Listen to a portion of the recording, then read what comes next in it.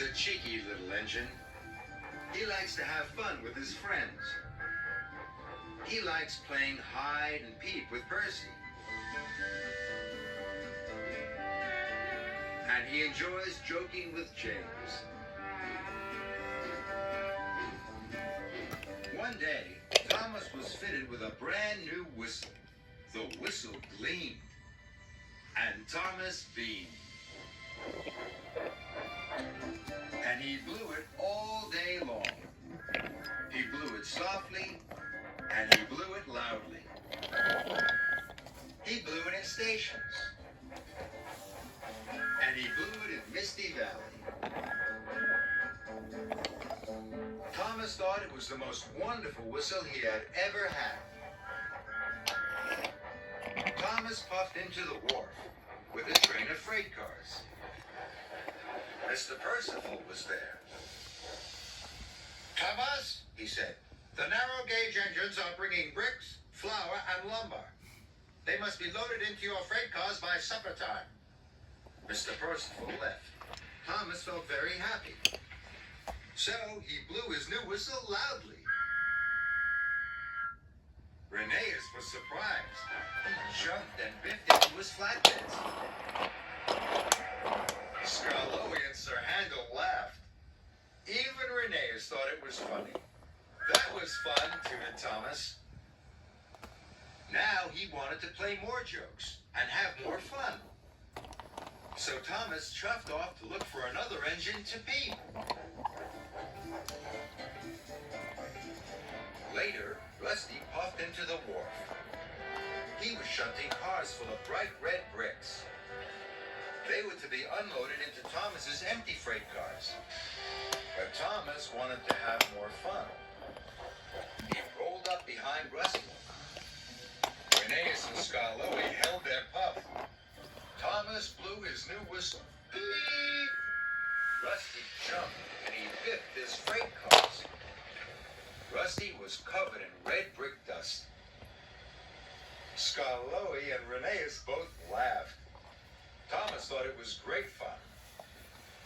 Rusty thought it was fun too. Now he wanted to join in. "Can't catch me," hooted Rusty. And he steamed around the wharf. Thomas puffed after him. Everyone was laughing and having fun. But no one collected the bricks. Then Thomas had another idea.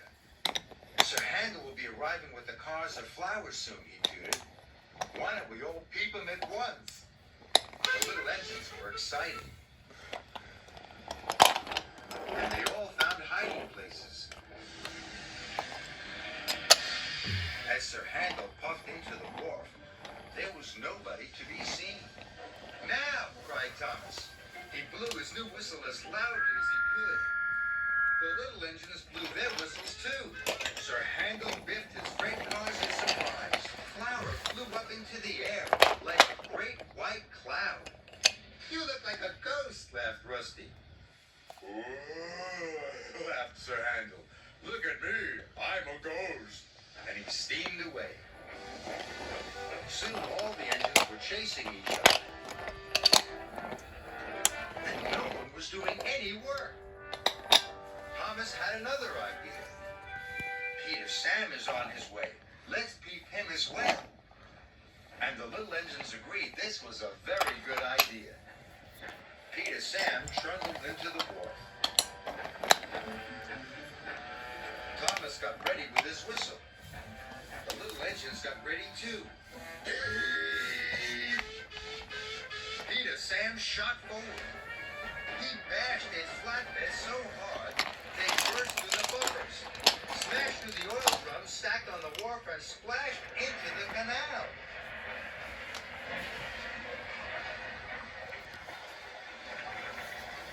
"Oh my!" cried the little engines.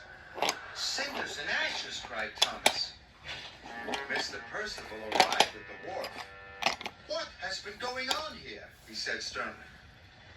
"There are bricks all over the rails, flour all over the warehouse, and now lumber is in the canal." "I'm sorry, sir," wished Thomas sadly. It's all my fault. I just wanted to play jokes and have fun. Mr. Percival was very cross. You must clear up this mess at once, he cried. And your freight cars must be loaded by supper time. As soon as the workmen had loaded the bricks, Thomas started to work. But the little engines still wanted to play. They wanted to wish the dust and flour at each other. No more jokes, whistled Thomas. We have work to do.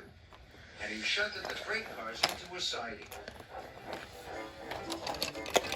New cars of flour were now ready, and Thomas took them to the sidings as well.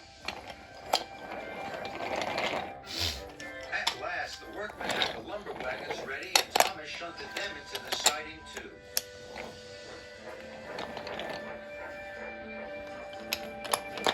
Finally, Thomas had one long train of bricks, flour, and lumber. And it wasn't even supper time. Mr. Percival came back. He saw Thomas, but Thomas was hiding his freight cars.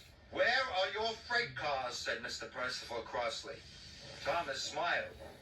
He was playing a trick. He puffed forward slowly. Here they are, sir, he whistled happily. Loaded up and ready to go. The little engines laughed. And Mr. Percival laughed too. Thomas, he said, that was a good joke. You are a really funny engine. And Thomas puffed happily away.